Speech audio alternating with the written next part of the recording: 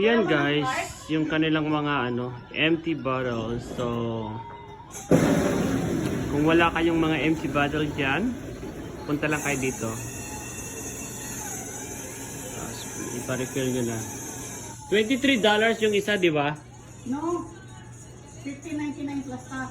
Ah, $50.99 plus tax. Kasi di ba pag linagyan mo ng tubig? Pag nilagyan yung tubig, 24. Oh, Kasi $18, tax included, plus $6 is 24, right? yeah.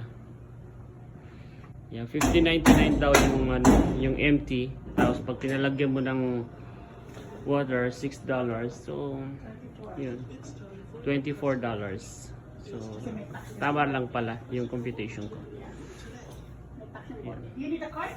Yes po.